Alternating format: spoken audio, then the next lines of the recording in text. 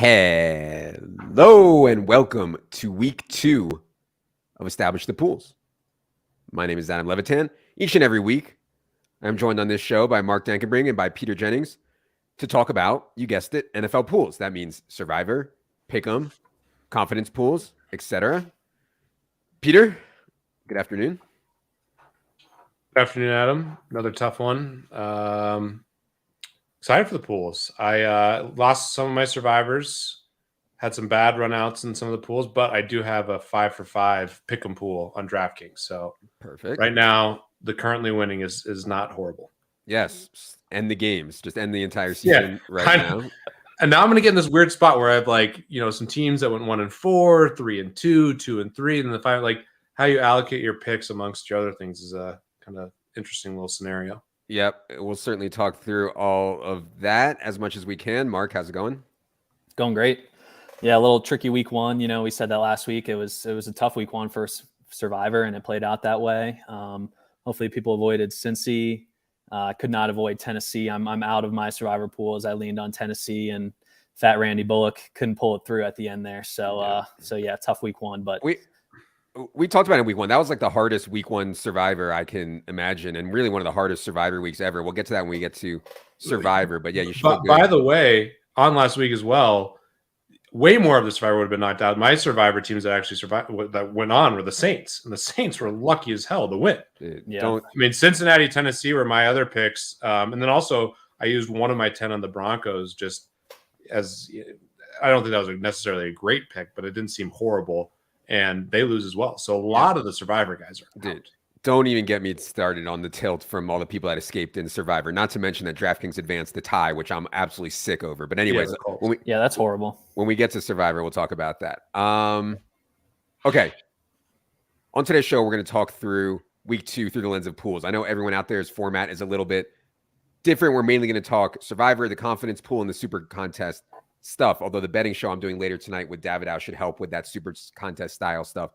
Also, before we get into it today, I want to remind everyone quickly, this show is brought to you by the EstablishTheRun.com in-season aka DFS package. If you don't have the in-season package yet, be sure you grab it. Everything we think you need to win at DFS, our projections, our ownership, our season-long stuff. Also includes this show, which will be premium at times through the season, and the betting show with David as well, which is free tonight, but will be premium at times through the season as well. All right. Let's talk confidence pool. So we ended up with 2,352 entries in the ETR confidence pool on runyourpool.com. The format here is you pick 6 games each week against the spread. You rank them from 1 to 6. If you get 6 points, you get 6 points if your 6-point team covers, et cetera, et cetera. 45 people out of 2,352 last week went 6-0. So like roughly 2% of the pool. Pretty impressive, I think.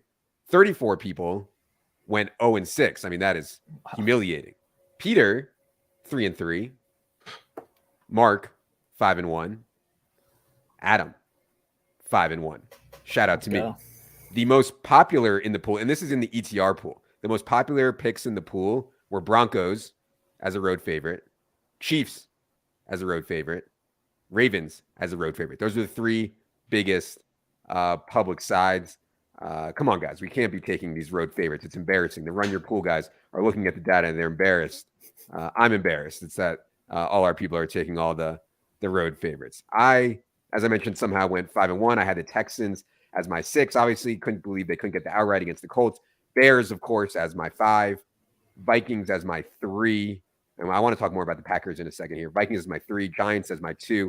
Got lucky with the Lions as my 1. Lost the Panthers as my 4. I knew I was taking a bad line on the Panthers, but I thought they'd be really unique. And also, not that matters this early in the season, I thought the Panthers would be unique because the line moved against them. And I just thought Panthers are way better than the Browns, but they shoved it down my throat. Anyways, Mark, any comments on how week 1 in the confidence pool?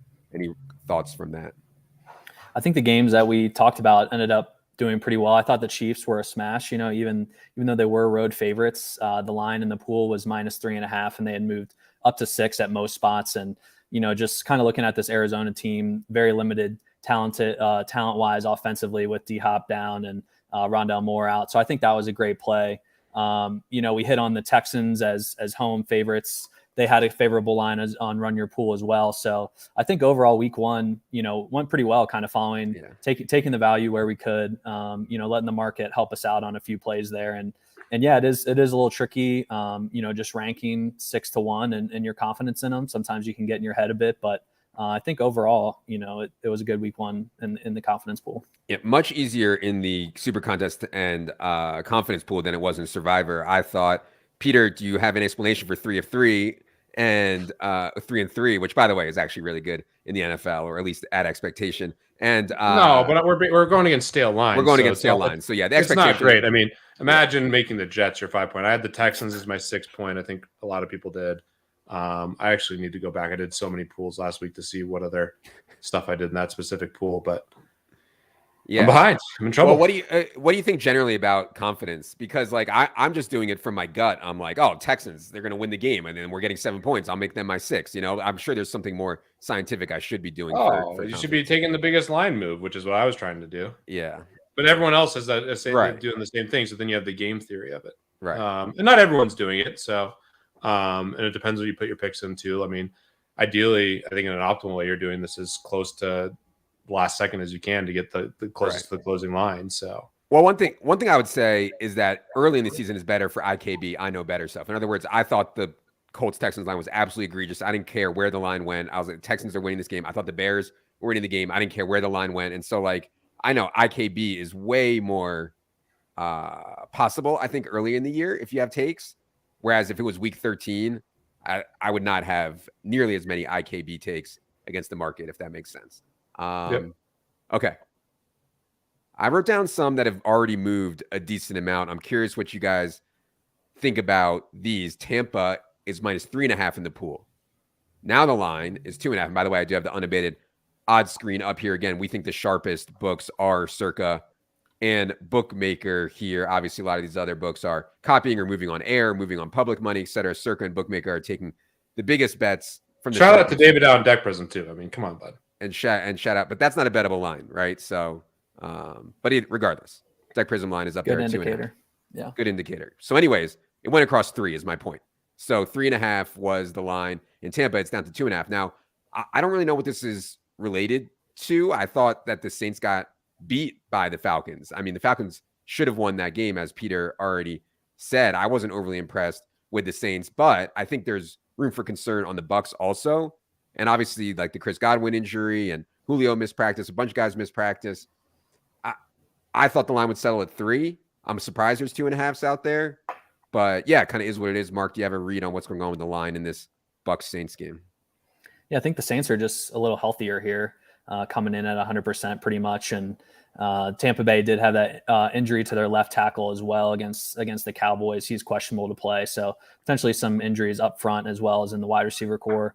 And then just, in division matchup, Saints are at home and have played the Bucs really well over the years. So I think that's a strong play on Run Your Pool at +3.5. I don't think it's that on DraftKings. So this is a pretty rare line to see at 3.5 because I think it moved pretty quickly across that 3 number. So I do like the Saints there. Just given that value, they'll probably be one of my plays this week. But yeah, I think, I don't have too strong of a lean at 2.5. I just think the value at 3.5 is really strong. Peter showed last week on the calculator getting that movement across 3 just adds so much value. So I think they're a solid play this week. Yeah, 100%. And I think the Bucs are a little bit more susceptible this year with all the offensive line injuries that they've had for sure. And obviously no Chris Godwin hurts as well. There's some... Just to do that too, because I want to make sure, and we're actually building something now. Hopefully it'll be out in the next week or two that will just show the edge. I was talking about cents, and broadly you should be talking about the percentage edge difference in the bets. But what I clarified and how I used the unabated calculator, which I'll just give again, I use -110 lines. I use just 100. So -2.5 at 100 versus -3.5 at 100. -2.5 plus 100 equals -3.5 plus 140 versus -3.5 plus 100.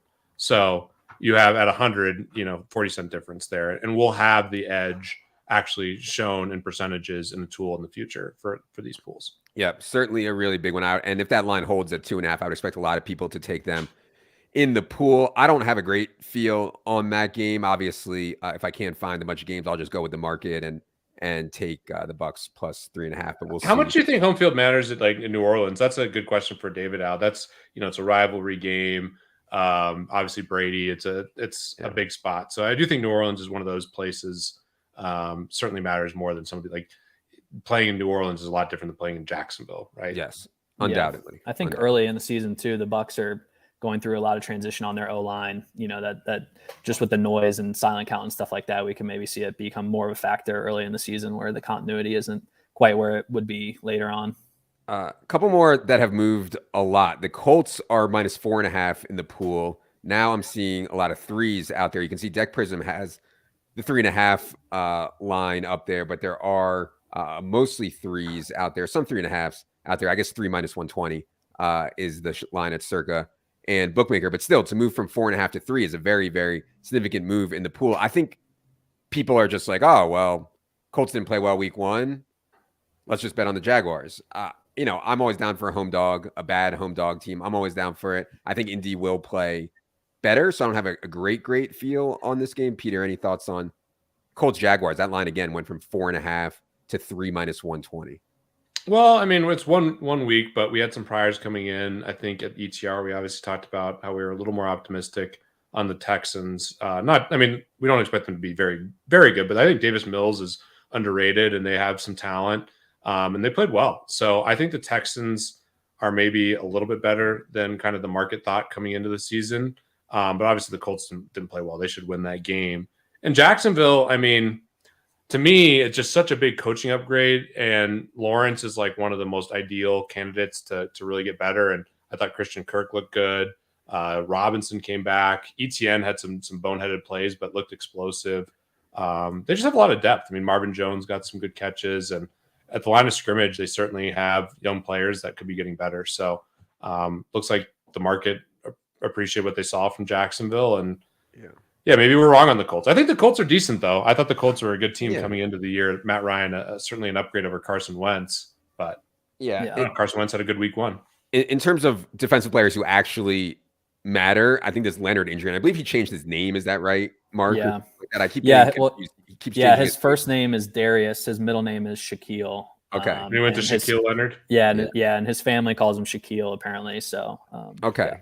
So he missed week 1, which I thought was big. And I think he just got ruled out for week 2 also. Is that right, Mark? Yeah, which is kind of surprising because he was a full practice Wednesday, Thursday. So this line moved at least a half a point this morning. It might have been at 4 at some spots too. And yeah, I think that's a pretty impactful injury that I don't think books were accounting for. Okay, let's go to the Packers stuff. Now, one of the reasons I was disappointed in myself in playing Aaron Jones over Joe Mixon in week 1 is because I came in with the take that I was concerned about the Packers offense. I mean, when you look at the receivers they're starting, and they're playing without their 2 starting tackles. It's just hard to have a really good offense. And so, obviously I was on the Bears last week. This week, the market, obviously the market was on the Vikings, I think, last week. I'm a little surprised that this line got pushed out so high on the Bears. Now, the pool line in this is Green Bay 10.5. As you can see here, there are some 9.5s, I believe, out there. There's 9.5 on FanDuel. There's a 9.5 on Circa. Yes, there's 9.5 on Circa. And so I'm intrigued by the Bears again getting the 10.5. I don't think I would take the 9.5 or the 10, but getting the 10.5 in the pool, I mean, that's worth a lot. And who are the Packers without David Bakhtiari? I don't know if Elton Jenkins is playing. We'll see on Alan Lazard, but like they're just not that good, I don't think. So who are they to be favored by 10.5 over anyone? Mark, what do you think about this Bears-Packers spot? Again, 10.5 in the pool, 9.5 on Circa. It does seem like, a pretty big line. I will say the Bears pass rush isn't as strong as the Vikings. So it seemed like Rodgers was just under pressure consistently last week. And, I don't know if not playing in the preseason has anything to do with it. They laid that stinker last week 1. I'm not as worried about the Packers as it seems like you and Leone are, just at ETR in terms of their overall talent. I do think the offensive line injuries are huge. It looks like Elton Jenkins Jenkins, excuse me, has a better chance to play than Bakhtiari, which is okay. I'm just, I'm not sure if Chicago can really score with them. It just depends how much Green Bay can get going offensively. Yeah. I think at home they have a better chance to do that, but it's not a game I have a very strong feel on at this point. I mean, I know it's raining and everything. I know it's a really messy game, but I thought Fields looked pretty good. And I thought the scheme was actually like catered to Fields' skill set more. And that's just like a huge upgrade right there. Last pools one I want to mention, or maybe two more.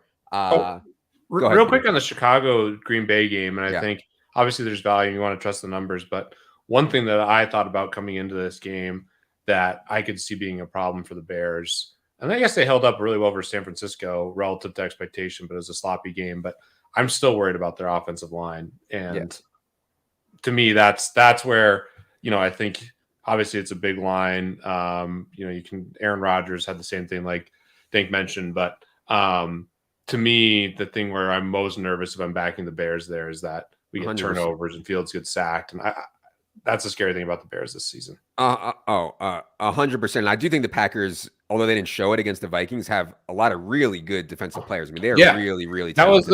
That was why they were favored in the markets, right? It's like they're in good defense. You have Aaron Rodgers. Yeah. And when healthy, a good offensive line. Yeah. They shouldn't miss Devontae Adams that much, but right. No, I don't know what they were doing on defense. I mean, they were just letting Justin Jefferson go wherever he wanted in that game. I have no idea what they were doing. The Vikings are a problem. Speaking of a game, I mean, and I don't want to, but I'm super excited for Vikings Eagles. That's two teams I'm okay. bullish. Well, let's go there because the Eagles opened -1.5 in the pool, and now the Eagles are -2.5. Now, if you followed that game closely, I mean, the Eagles. I mean, Jalen Hurts could have had an absolutely massive game. I mean, they had 3 one-yard touchdowns that Jalen Hurts didn't account for at all. He was also on pace for 300 pass yards and 100 rush yards in the second quarter when he was just going completely nuke. They kind of took their foot off the gas. The Lions ended up backdooring the cover. But, man, Eagles look good. We know they have a really good offensive line. A.J. Brown is just outrageously good. Yeah, I mean, I see why this line's getting – this is not worth a lot, though, right? I mean, 1.5 to 2.5 is not worth so a lot.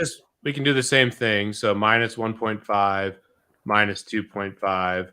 We'll use 100 again as the thing with the odds calculator.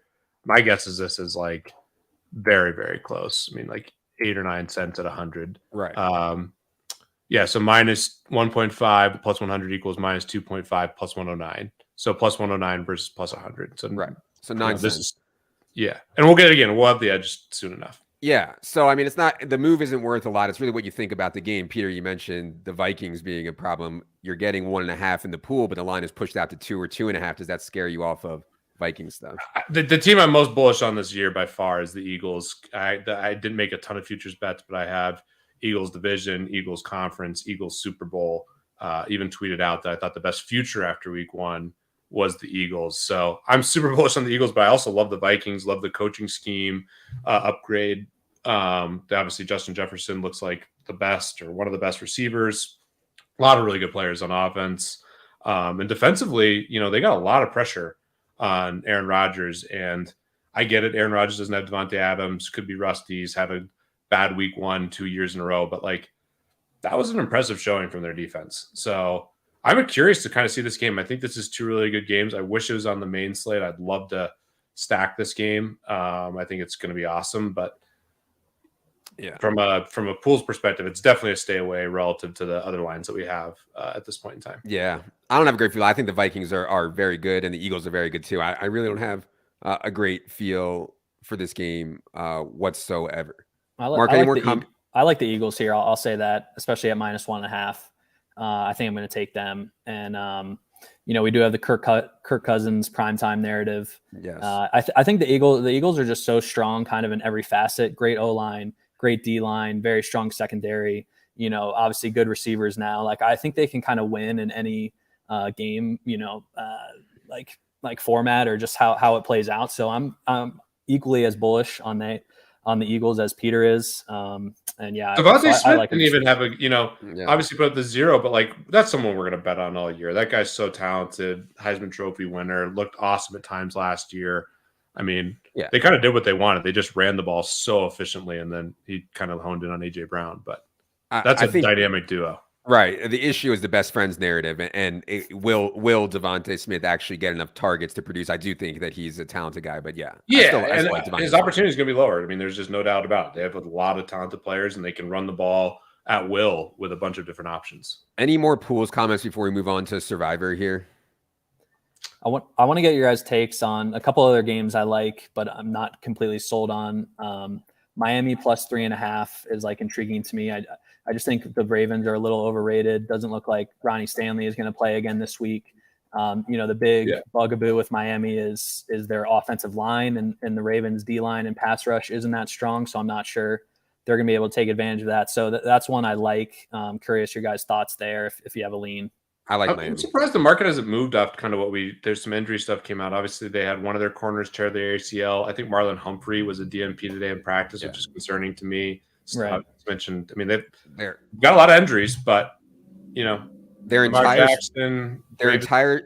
secondary is hurt. J.K. Dobbins might be playing, but he'll be less than 100%. The rest of the running backs suck. Their offensive line is banged up, and maybe Lamar's not running because he doesn't want to get hurt because he hasn't gotten paid yet. I mean, to me, I think Miami is just as good as the Ravens, and the line reflects that. Obviously, you get somewhere between 2 and 3 points for home field, and so it reflects that. But yeah, I think Miami is just as good as Ravens. I like the 3.5. I'm not sure what Miami wasn't pushed. I mean, I think this offense could be very good. I mean, Tua, we'll see. That's the big wild card, but there's a lot of good combinations of receivers, but Waddle, Tyreek is right there, and I mean, Tyreek was off to a massive start. Obviously, Waddle got the one touchdown, but that's tough to cover. I mean, it's a lot of athleticism. And then I do have my contrarian play for pools and pick'em stuff is 49ers minus 9.5. It's moved to 9 or 8.5 at other spots. Brandon Thorne, released his D-line over O-line mismatches, and the 49ers are like the first ranked D-line, and the Seahawks are 29th or 30th offensive line. I think they're just going to dominate the trenches here. I can easily see this be like a 24-3 game. Yeah. Seahawks coming off their biggest game of the season. I think the 49ers are just going to run it down their throats. So I think that's an interesting play with just the market moving against them and a contrarian option if you want it. I'll say two things here from a scheduling perspective. I mean, this is a dream spot for the 49ers. Seahawks on a short week off this ridiculously emotional win on national television, now have to go on the road. Meanwhile, San Francisco, off of a humiliating loss, should be ready to play at home. I'll just say this. Trey Lance might be bad. I mean, he might be bad. Like, what's the over-under on when Jimmy G starts? Like week 4 or something like that? Dude, if they lose this game, he can start week 3. Yeah, exactly. I mean, so I think Trey Lance is still a very good fantasy player, and I think he's an awesome play this week on DraftKings. But I mean, he might just be bad in real life. It's definitely possible. So yeah, it just scares me to lay that many points with San Francisco when you have such a bad quarterback. But it's such a great spot for them. I certainly don't hate it. I mean, San Francisco has one of the best rosters when healthy. Yeah. I mean, the George Kittle stuff, I think, obviously sucks and is a little underrated. Yeah. I mean, people are like, oh, he's fallen off a little bit as a receiver, but he's such a good blocking tight end. And that's really, when you look at San Francisco, why you say, hey, these are a Super Bowl team, is their line of scrimmage on both sides is just so elite. So yes. Yeah, and people have been, all week like, oh, their interior O-line looked horrible against the Bears. Brandon Thorne still had them as 15th offensive line rankings, and the Seahawks are 32nd, dead last in defensive line rankings. So just the trenches. That Chicago game too. I think that type of weather mitigates some of the skill, makes it a little more variance in the game, a little more random when you have, and also just sucks. I mean, Chicago, talk about a bad break for the Niners, like arguably the worst maintained stadium. They had like new grass. I think it's only one team has like their surface maintained by the city. It's Chicago Bears. I mean, it's a joke. Like playing on that field, and it sucks. Elijah Mitchell, now out for a couple of months. I mean, that was a shitty thing. Although we were all in the Bears, so yes, go us. Exactly. All right, Survivor. So in the big DraftKings $100 survival pool, they got 13,072 entries. 72-77 survived, so a little bit more than half. But they advanced the 15.45% of people who had the Colts. And I didn't even read the instructions. I just assumed. I didn't read the terms. I just assumed if you tie, it's not a win, you're out. Especially in a really big pool like this where you want to get down to as few people as possible, as quick as possible. They advanced everyone. They advanced everyone who had the Colts, all these sick fish. 15% of the people at field, these sick fish got off the hook because in DraftKings terms, it says ties advance. So anyways, we march on. Now, I only have one entry left. I actually used Cincinnati, which I didn't really want to use Cincinnati, but I was like, it's such a tough week. Let me just use Cincinnati here. They lost in ridiculous fashion.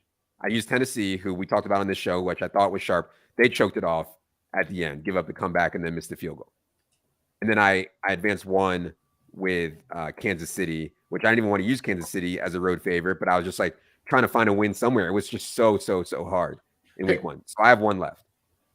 Change the spread to money line. I think that's probably a way to look at it. We can sort kind of and look by the money line prices up in the top left. Yes. Yeah, I think week one, like the Ravens in hindsight, just targeting the Jets is with Joe Flacco. Like, wish I would have been a little bit more confident there and not cute with the Titans. My take was that Flacco gave them more of a chance to win than Zach Wilson, and that was obviously turned out to be an egregiously wrong take. But that was my take, and that's why I wasn't really on the Ravens at all. And also, I knew such a huge percentage of the field. I think it was like 27 or 30% had the Ravens. I thought it was a good spot not to take the Ravens in Survivor, but yeah, obviously didn't work out that way as they absolutely rolled. Anyways, go ahead. Yeah, I was just gonna say. So we have like a couple main choices this week. It's a way more clear-cut week. Let me read what the field has because we have the data. Perfect. Far on Run Your Pools, here are the percentages of people who have submitted picks. 26% have the Rams. So Rams at home against the Falcons. Biggest favorite. 16% have the Broncos home against the Texans. 10% have the Bengals on the road against Cooper Rush and the Cowboys. 10% have Cleveland. 8% have Green Bay. 7% Buffalo. 4% San Francisco. So, if we're playing game theory, it feels like we shouldn't be taking the Rams. So let's start there, Peter. What do you think about using the Rams in Survivor? We know that roughly, I would say somewhere between 25 and 30% of people are going to use the Rams as a 10-point home favorite against the Falcons. Yeah. So I'm actually looking at a different line. So I'm looking at the on a bay line, which just removes the juice. Rams minus 397. They're the biggest favorite by Deck Prism at minus 567. But yeah, all these lines are relatively close. So the Bills are a little bit different. But yeah, I think it's a clear fade at 26%. If you can guarantee, if you tell me 26% of the pool is taking the Rams, I'm going to cross them off and move on to one of these other favorites.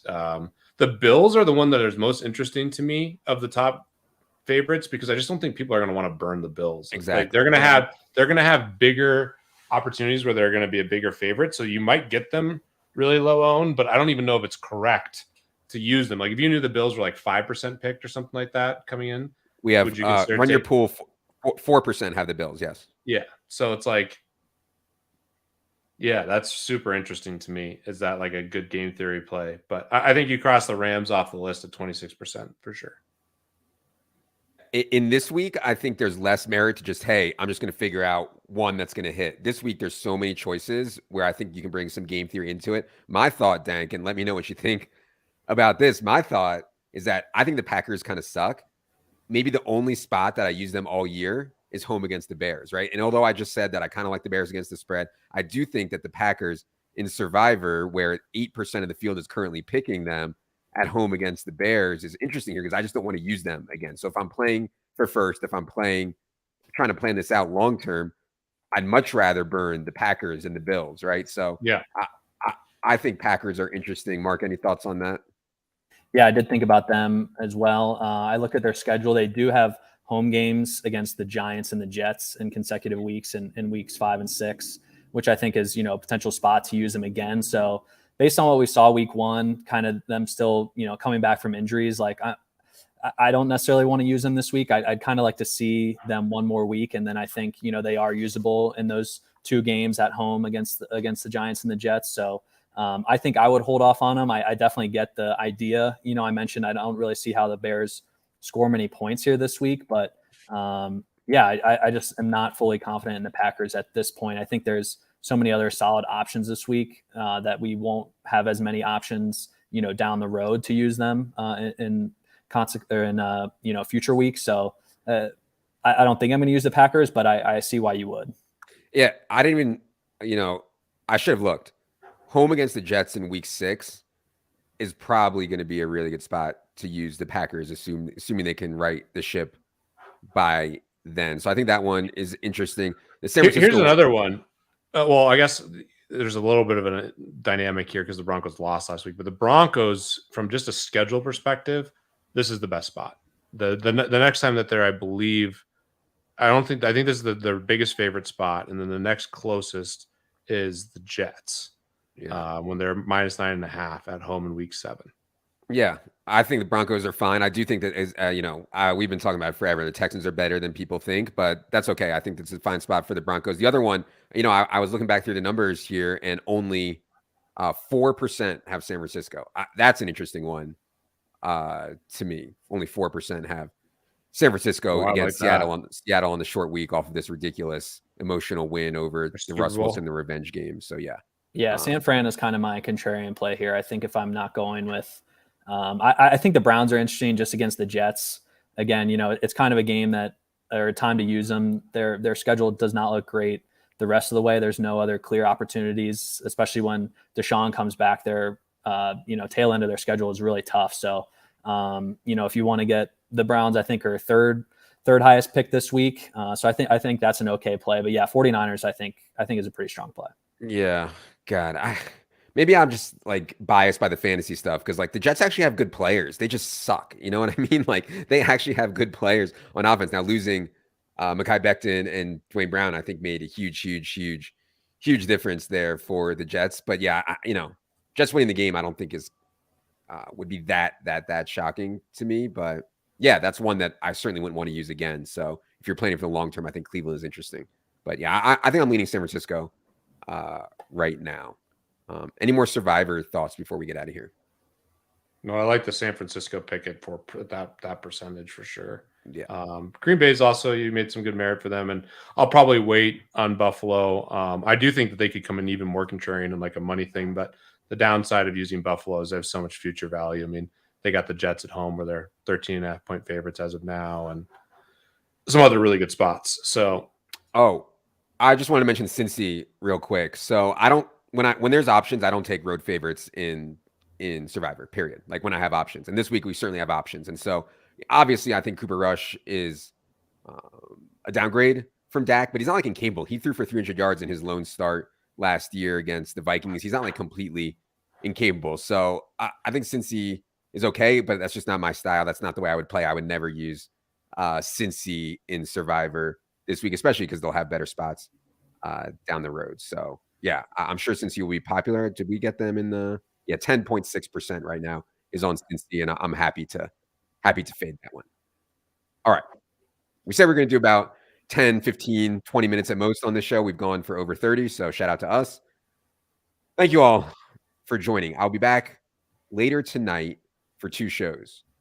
First one, myself, Silva, and Wiggins for Team Play the Best Plays on Establish the Show. And then after that, myself and King NFL Sharp Matthew Davidow to talk about what we learned in week 1 and the betting markets for week 2, where Davidow sees the lines moving again. Davidow is the man behind the deck prism stuff that you see here. He's fully aware of where all the money is and where it's going to be coming. And I think that's a really good show. So be sure to check that out. That will be free again tonight, Saturday morning.